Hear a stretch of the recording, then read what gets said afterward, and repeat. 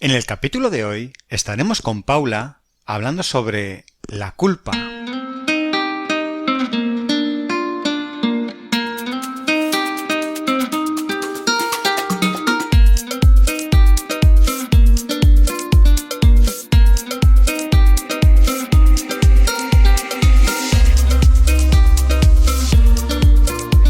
Muy buenos días a todos. Otro día más aquí estamos para tratar estos temas fascinantes sobre la salud mental. Y hoy estamos de nuevo con Paula Masa, que es psicóloga experta en terapia online, con casi 20 años de experiencia haciendo terapia y más de 6 años haciendo terapia online. Además, es supervisora de casos y apoyo del equipo de psicología online avanzada. Muy buenos días, Paula. Hola, buenos días, Jota, ¿cómo estás? Pues muy bien, muy bien. Aquí muy contento de estar otra vez aquí contigo y deseando charlar un ratito sobre la culpa hoy, ¿no? Vamos a hablar sobre la culpa. Vamos a hablar sobre la culpa, qué emoción tan compleja. Sí, sí, ahora parece algo así que dices, bueno, la culpa, ¿no? Y puede parecer algo sin importancia, pero me parece que seguramente nos descubres ahora un montón de particularidades que tiene este sentimiento. Ujú. Sí, bueno, como te decía, parte de una emoción muy compleja, la de la culpa, que como toda emoción tiene su finalidad, tiene su función adaptativa, pero que al convertirlo en sentimiento se puede volver muy en nuestra contra. Así que es algo que hay que trabajar con ello y suele ser uno de los objetivos fundamentales a trabajar con nuestra inteligencia emocional. Pues si quieres, ¿por qué no empiezas, aunque todos tengamos una idea en la cabeza, ¿por qué no nos dices de todas formas qué es la culpa? Vale, a mí no me gusta hablar de emociones negativas y positivas, porque cuando decimos emociones negativas pareciera que no nos las pudiéramos permitir. Y sin embargo, lo que sí que debemos de tener en cuenta es que toda emoción tiene su función, tiene su finalidad adaptativa, como decía antes. Entonces, la culpa también es una emoción desagradable. Es lógico, ¿no? Todos sabemos que sentir culpa no es nada agradable, pero en principio tiene la finalidad de la redención. Se basa en hacer un ejercicio de autocrítica y como tal, en principio, podría ser bastante constructiva. ¿De acuerdo? Ujú. La culpa surge como consecuencia de la transgresión de nuestros propios valores éticos, morales, personales, sociales, como consecuencia de haber agredido o transgredido esos valores, puede surgir la culpa. Lo que ocurre es que, como te decía antes, si se convierte en sentimiento, al final es un sentimiento que puede llegar a cronificarse y bloquea muchísimo, puede hacernos muchísimo daño. Por eso es muy importante trabajarlo. Desde mi punto de vista, dentro de que todas las emociones tienen su finalidad adaptativa, eh, la culpa quizás sea una a la que más, de las que más atención debamos de prestar, porque puede llegar a ser bastante dañina si se pasa de rosca, si llegamos a sentirla de manera desproporcionada. La salud mental es un tema muy delicado. Muchas veces dejamos pasar cosas que nos complican poco a poco la vida. Y acudiendo al psicólogo, damos un paso en cuidarnos y mejorar nuestro día a día. Psicologiaavanzada.es. Terapia online desde el salón de tu casa. Entra en nuestra web psicologiaavanzada.es y pide tu primera sesión gratuita. Vale, vale. Bueno, pues como esto es una función adaptativa, ¿nos puedes especificar un poquito para qué sirve? ¿Cuál es esa función para la que tenemos esa culpa? Fíjate que se dice que incluso hay una predisposición fisiológica a la culpa, es decir, que, bueno, como decíamos, de todas las emociones que tienen su finalidad adaptativa, la culpa también tiene la suya y tiene que ver mucho con nuestros orígenes, con nuestra evolución, con cómo hemos evolucionado el ser humano a lo largo de los años a nivel de especie. Y esa predisposición fisiológica en principio se relaciona con el refuerzo, con el mantenimiento de la culpa por medio de la compensación o la recompensa que recibimos a nivel social. Es decir, si sentimos culpa por algo, de alguna manera a nivel social estamos reflejando que tenemos una ética, que tenemos unos valores, que tenemos una moral y que por tanto somos dignos de ser apreciados por el resto. Fíjate que enrevesado, pero al final es algo que, como te decía, a nivel social acaba siendo muy, muy adaptativo y a nivel de evolución a lo largo del desarrollo de nuestra especie. Eh, yo no sé si hablando así de forma tan genérica Técnicamente y tan también, técnica, la gente se puede estar perdiendo y deberíamos llevarlo un poquito más a un lenguaje más sencillo y a lo mejor quizás poniendo ejemplos lo podamos entender de una claro. manera más clara todos y que nadie se pierda ni se vaya a otro sitio diciendo que se siente culpable por no entender lo que estamos Pues contando. estaría bueno, no es lo que pretendemos, ni mucho menos. Bueno, a mí me queda que esto es un sentimiento adaptativo, que es bueno sentirlo aunque sea algo negativo, la sensación sea negativa, eh, pero me imagino, y a mí se me ocurren ahora muchos ejemplos, que hay muchos tipos de culpa, ¿no? Porque no es lo mismo no sé, uy, no tenemos pan para comer porque se me ha olvidado, soy el culpable y me siento culpable porque no tenemos pan para comer, que el haber provocado pues algo gordo, ¿no? Yo qué sé, pues un accidente o algo serio y que te sientas culpable por algo. Entonces, cuéntanos, no sé si son tipos o grados. ¿Hay algo así? Bueno, hay una clasificación sobre la culpa en la cual encontramos tres tipos de culpa. Está la culpa empática, ¿vale? Que es esa que sentimos pues por medio de la empatía, de ponernos en el lugar de los otros. Al ver el sufrimiento de otros, podemos llegar a sentirnos culpables.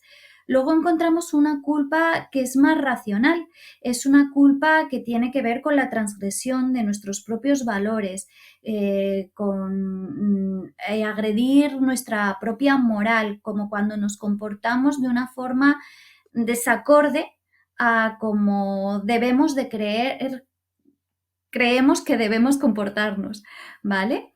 Y luego está la culpa más irracional, que es la culpa neurótica, la podemos llamar de esta manera, y es esa culpa cronificada que como consecuencia quizás a veces también de una educación y de unas ideas inculcadas pudiéramos llegar a vivir de una manera desproporcionada la culpa, a generalizarla y acabar sintiéndonos culpables absolutamente por todo.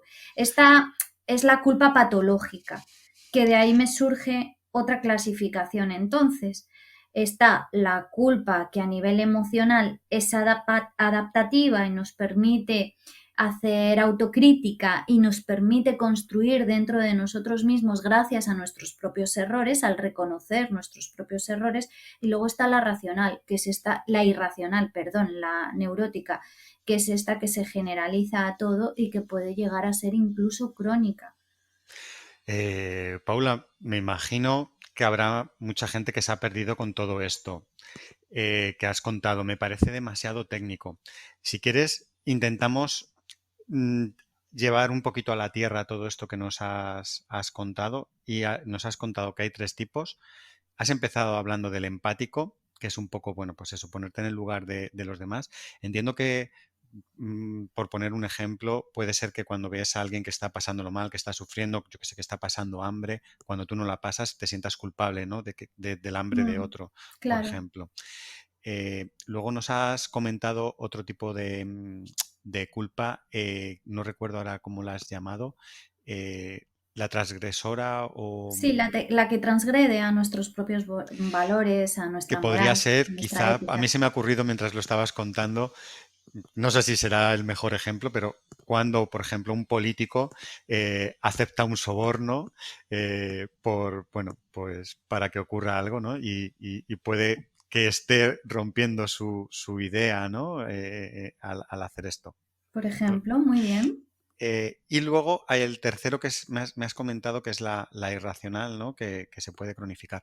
Pero no sé dónde encajar la culpa mm, de las cosas que nos pasan más en el día a día, que a todos nos puede pasar de repente, pues que mm, pues te des un golpe con alguien, que se te olvide. Este tipo de cosas del día a día que Mm. ocurren, pequeñas cosas en las que tú tienes un parte de culpa, puede ser intencionada o no, pero son pequeñas cosas. ¿Dónde pondríamos estas culpas? ¿Dónde las ubicamos? Bueno, cada una de esas culpas cotidianas también podrían ser incluidas en cada uno de estos grupos, en la culpa empática, en la culpa transgresora o en la culpa neurótica. La culpa neurótica sería la culpa más irracional, la que yo me siento culpable por absolutamente nada que haya hecho. Eh, vaya, que me podría estar sintiendo culpable por la guerra. Podría ser también parte de culpa neurótica, perdón, empática, porque me podría sentir culpable pues por todos aquellos ucranianos, por ejemplo, que han tenido que salir de su país, que están pasando hambre, que están pasando vicisitudes y sin embargo yo estoy aquí tan a gusto, ¿no? En esta situación tan privilegiada. Podría ser parte de la culpa empática, pero también llegaría a ser irracional si al final incluso yo me siento culpable de formar parte de este sistema y al final por esto se generan las guerras en nuestro mundo. Igual que en las guerras podríamos estar hablando del cambio climático o podríamos hablar de tantas cosas en las que todos tenemos nuestro granito de responsabilidad, pero no tendría ningún sentido que nos sintiéramos culpables. Es que esa es la clave. Al final, la culpa, como la trabajaremos, será transformándola en responsabilidad. ¿Te acuerdas cuando hablábamos en resiliencia de preguntarnos el por qué al para qué? Pues Ujú. ahí está exactamente un paralelismo, ¿no? En la culpa es como si estuviéramos en el por qué, nos quedamos en lo de atrás, en lo que hemos hecho, en lo Ya. que ha pasado. Y la responsabilidad ya va más hacia el presente o hacia el futuro, es como más el para qué, ¿vale? Yo siento una culpa, pero de ahí construyo y ahí asumo mi responsabilidad. Si nos podemos sentir culpables por muchas cosas, pero yo insistí al principio, y sí que es verdad que suena muy técnico, pero es que también es importante saber un poco cuál es el mecanismo bajo el que funcionamos a nivel afectivo. Y es que en primer lugar, ante determinadas circunstancias, y pueden ser circunstancias grandes, más a nivel global, y pongo ejemplos exagerados, como por ejemplo el de la guerra, y pueden ser circunstancias más cotidianas, como por ejemplo la que se me ha olvidado comprar el pan que decías tú, ¿no? Ante estas situaciones, ante estas circunstancias, surge una emoción y puede ser la emoción de culpa y ahí es donde caben todo tipo de emociones, como decía antes. Por eso no decir que son positivas o negativas, sino agradables o desagradables por cómo nos hacen sentir. Pero dependiendo de cómo yo interprete esa emoción, se va a convertir en un sentimiento. Y si yo al sentir esa emoción de culpa me machaco, me autocastigo, me exijo y no me dejo avanzar, es cuando voy a hacer que ese sentimiento de culpa sea desproporcionado, irracional y, como te decía antes, llegue incluso a cronificarse y a generalizarse en todo. Ujú. Sí, me imagino que es complicado no sentir culpa a veces cuando hacemos ciertos actos. Claro. Mira, se me ocurre una cosa, una noticia que ha salido justamente esta semana en las noticias y es un niño de 9 años que mientras su padre dormía la siesta entraba en un coche que se habían comprado nuevo Mm, y jugando el niño, bueno, pues tenía mucha ilusión por estar en el coche y que se habían comprado y por accidente se queda encerrado dentro del coche ujú, sin poder salir, sin ningún teléfono, sin ninguna forma de comunicarse y bueno, parece ser que había temperaturas altas y el niño ha muerto. Claro, el padre lo ha descubierto cuando se ha despertado, no ha encontrado a su hijo en el coche fallecido. Y mm, imagino la culpa que puede sentir ese padre mm. que realmente él no ha hecho nada, es un niño de 9 años que puedes dejar perfectamente sin vigilancia porque ya es lo suficientemente mayor. No es un niño de un bebé, ¿no? De 2, 3 años que tengas que estar atento las 24 horas. Pero en este caso, ¿cómo puede ese padre evitar no sentirse culpable ante un acto que realmente él no ha tenido culpa? Ya. Trabajar con la culpa en un caso así sería parte del duelo. En el duelo hay una serie de sentimientos y emociones que han de ser trabajadas y han de ser expresadas. Entonces, la culpa sería, la verdad es que uno de los sentimientos más protagonistas en el duelo de esta persona. Habría que darle una grandísima importancia. Y trabajamos la culpa, por ejemplo, pues con aspectos como es la intención, el rebobinar, irnos al hecho en cuestión y preguntarnos a nosotros mismos cuál es la intención por la que actuamos de esa manera que hemos actuado y que al final nos ha hecho sentirnos culpables. En este caso, una actuación pasiva por parte del padre, ¿no? El haberse quedado dormido, el no haber estado pendiente de su hijo. ¿Cuál era su intención? Pues en un principio no era la de hacerle daño. Probablemente era la del descansar, si estaba cansado, el proporcionarse unos minutos para luego poder dedicar quizás la tarde a su hijo de juegos y de atención, pero ha sucedido esta tragedia, ha sucedido esta desgracia. Entonces tendríamos que trabajar un poquito esa parte, la parte de la intención. Tendríamos que trabajar también, bueno, algo muy importante y es el perdón, el autoperdón. ¿Vale? El perdón es algo que trabajamos muchísimo en terapia en muchísimas circunstancias y en el caso de la culpa trabajamos especialmente el autoperdón. Se trabaja de la misma manera que trabajamos el perdón hacia otras personas y, por ejemplo, una estrategia muy fácil y accesible para trabajar el perdón es mediante las conductas positivas. Si queremos perdonar a alguien, es bueno que tengamos conductas positivas hacia esa persona. Así recibimos también como respuesta otras conductas positivas por parte de la otra persona y vamos mejorando nuestra relación de tal forma que el perdón se va atenuando, va desapareciendo. Obviamente es un proceso. Bien, pues esto mismo lo podemos hacer hacia nosotros mismos y se trata con el autocuidado, con la autoprotección, con el no ser exigente, con el medir mucho cómo ese padre se está hablando a sí mismo en estos momentos. Sería esencial una terapia porque necesita escucharse, porque necesita verbalizar todos esos pensamientos que están pasando por su cabeza. Si esos pensamientos no se sacan fuera, no se escucha y no trata de racionalizarlos, pueden llegar a enquistarse y generarle efectivamente mucho daño de tal forma que podría sentirse culpable toda su vida como consecuencia de esta tragedia. Luego estoy pensando, no hace falta que sea este mismo ejemplo, que a lo mejor es muy extremo, ¿no? Sí, muy Pero dramático, Jota, qué pena. sí, pero se me ocurre que puede haber una tercera persona, y en este caso también podría existir, pero pongamos en el ejemplo del pan. Es verdad, ha sido culpa mía, me puedo sentir culpable, pero también me pueden hacer sentir culpable y que sea mi pareja o quien sea quien te diga, no tienes pan o tal, o incluso en este caso, que tú ya estés sufriendo el duelo y la pérdida de tu propio hijo, pero que sea tu pareja o alguien que te diga, eres tú el culpable, que tenías que haber estado Que atento, además te lo tenías... reproche, claro. en- que, ¿cómo se puede luchar contra eso? ¿Cómo la misma persona que ya se está sintiendo culpable por esa acción, cómo puede evitar que encima le venga este daño extra eh, que, que le están ocasionando? Mm. Habría que trabajarlo por medio de la asertividad, del establecimiento de límites.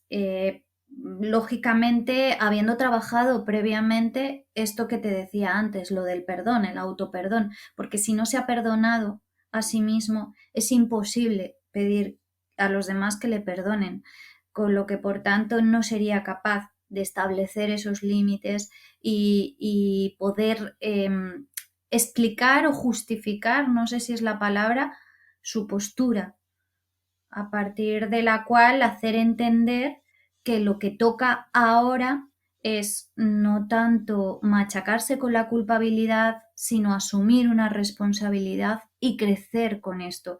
Es algo muy complicado, es un proceso muy complicado, yo no digo que no, ¿eh? Pero esa sería la idea, ¿no? Y por dibujarlo así de una forma sencilla, sería un poquito la línea de trabajo. Ujú.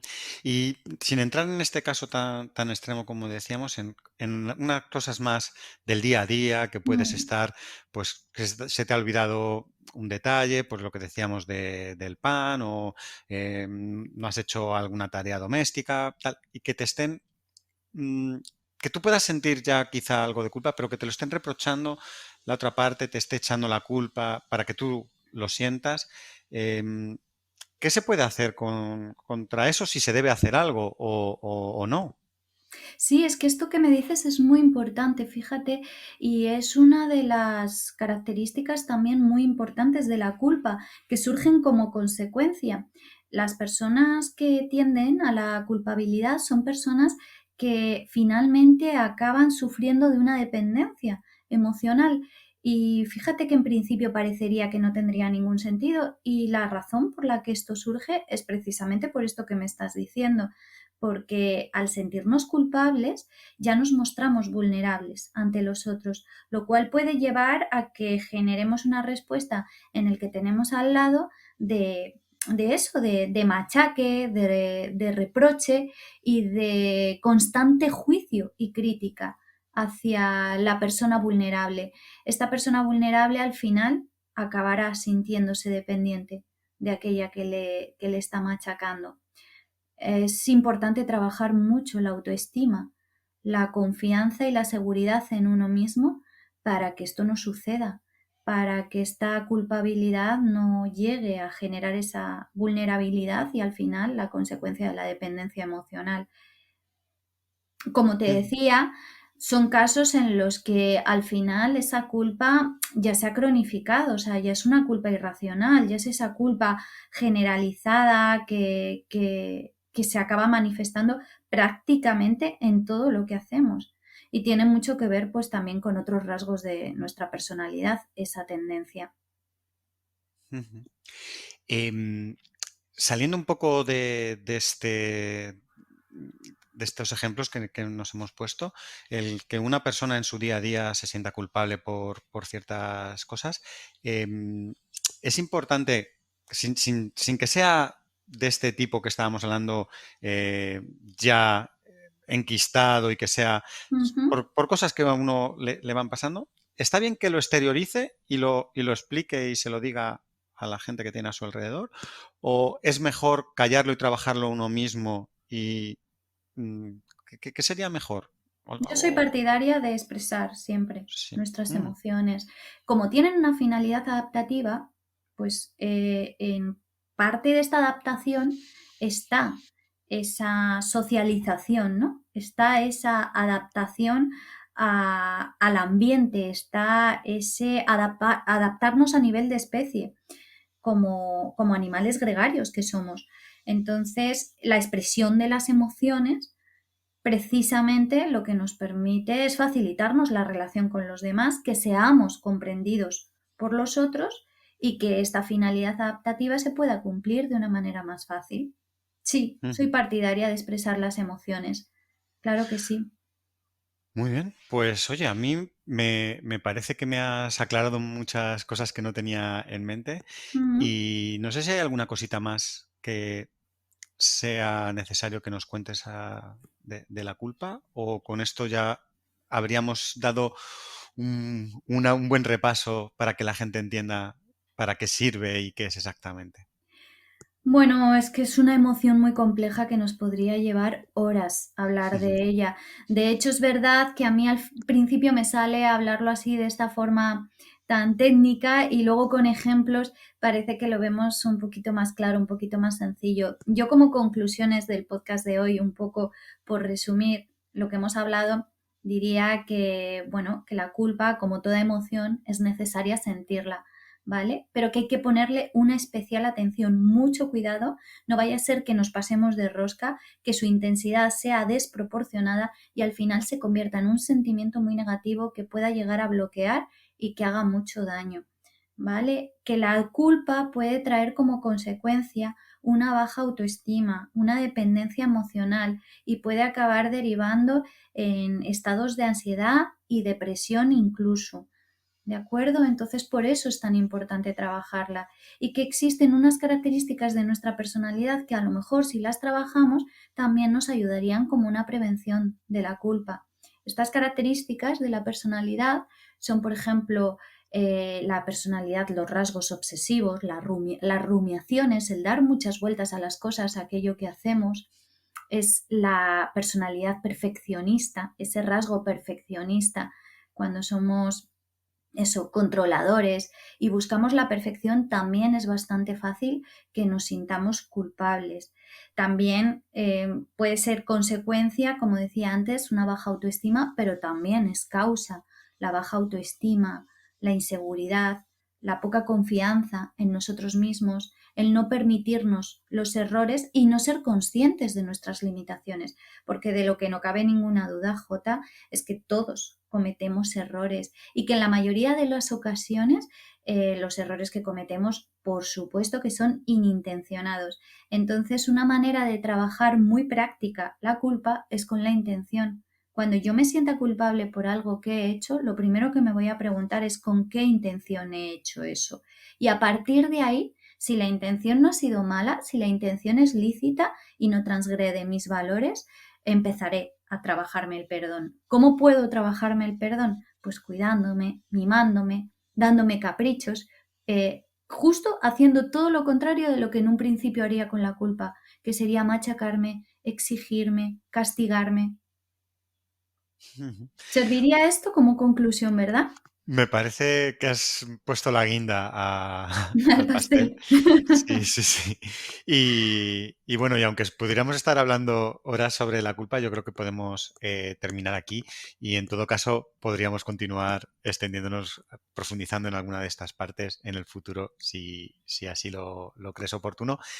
Y nada, simplemente agradecerte que hayas estado aquí otra vez y recordar a todo el mundo que si quiere hacernos alguna sugerencia o aportar algo, nos puede escribir a podcast@psicologiaavanzada.es y ahí atenderemos todos los emails que nos mandéis. Y nada, Paula, agradecerte de nuevo que hayas estado aquí y deseando volver a quedar contigo para seguir hablando. Yo estoy encantadísima, como siempre, Jota. Pues un placer. Muy buena semana a todos. Un saludo. La salud mental es un tema muy delicado.